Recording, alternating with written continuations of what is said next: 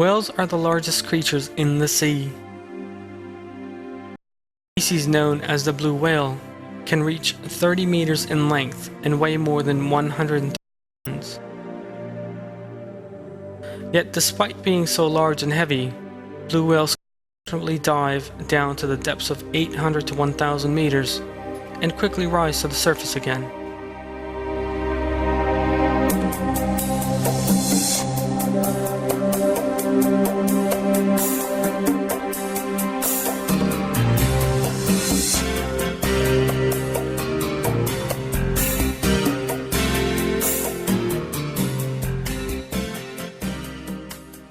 Imagine a huge ship weighing 150 tons, 30 meters in length.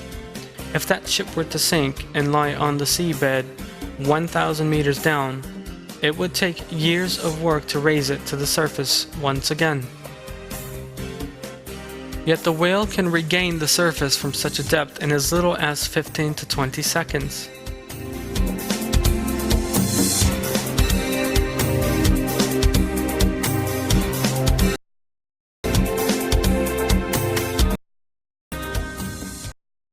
Whales' bones are made from a spongy substance and are filled with fat, by way of which it is easily able to rise to the surface from the enormous depths.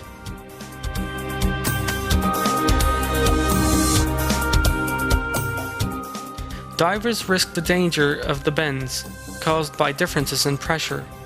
If they rise to the surface too fast, the air inside the lungs cause air bubbles to form inside the blood vessels by suddenly entering the circulatory system. These air bubbles can prove lethal since they damage the order present in the blood flow. Yet although whales, like us, breathe air, they never encounter such a problem. Because as they dive, they move with empty lungs, unlike human beings with full ones.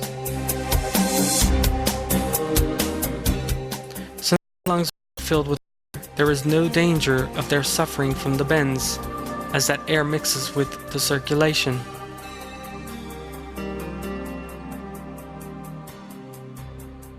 Yet it is here that the real question emerges. If whales who do not fill their lungs with air, how are they able to avoid suffocating from the lack of oxygen? The answers to that question shows us that the whale possess a flawless structure. These animals' muscles contain a high level of the protein myoglobin. These proteins bind to the oxygen molecule and preserve it. In other words, the oxygen the animal needs is directly in its muscles rather than in its lungs.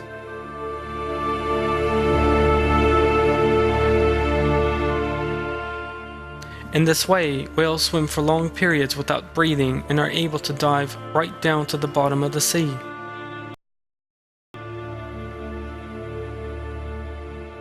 Myoglobin is also found in human beings, but at a lower level, so it does not allow us to swim in the same way. This biochemical arrangement, unique to whales and dolphins, is of course clear proof of a marvelous system in its creation.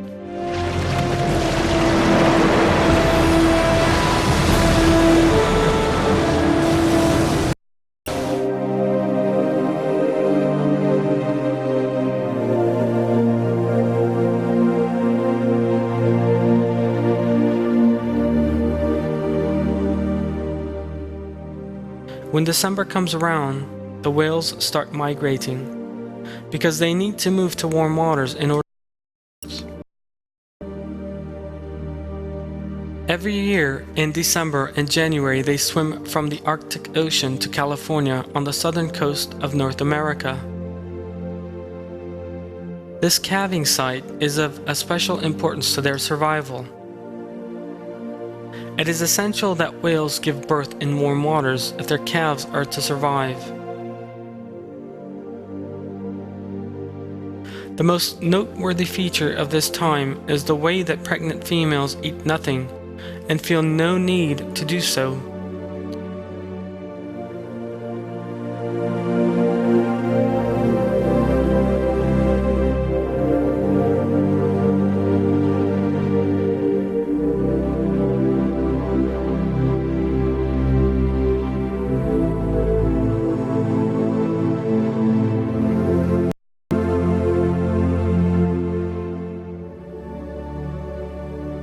The mother-to-be feeds in the nutritional-rich northern waters throughout the days of the summer.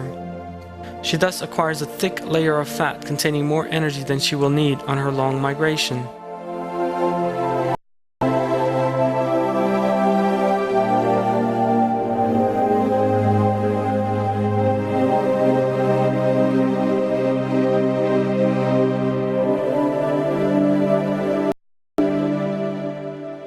She gives birth as soon as she reaches the warm waters. For several months, the calves feed on nothing but milk.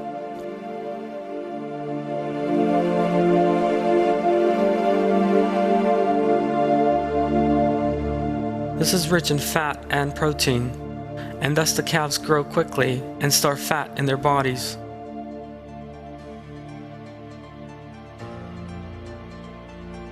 Yet a miraculous phenomenon takes place in the way the calves feed. If they were to suckle from their mothers, then seawater would enter their mouths along with the milk. There is a ring of muscle around the female's nipple.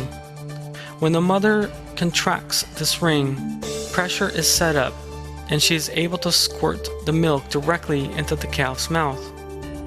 This is no normal milk. It is a fatty, almost solid substance. This means that it does not dissolve in the seawater. This substance the calf drinks, or rather eats, dissolves in its stomach. As this foodstuff dissolves, it also meets the calf's water requirements.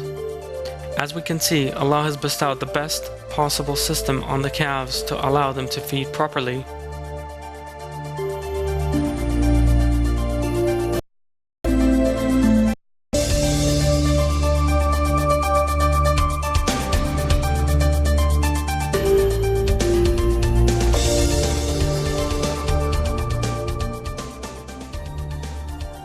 Right from the very beginning, Allah knows what the calf will need and the kind of body structure it will have, because it is Allah who created the entire universe, from the earth to the sky, and who maintains that creation at all times. His knowledge enfolds all things.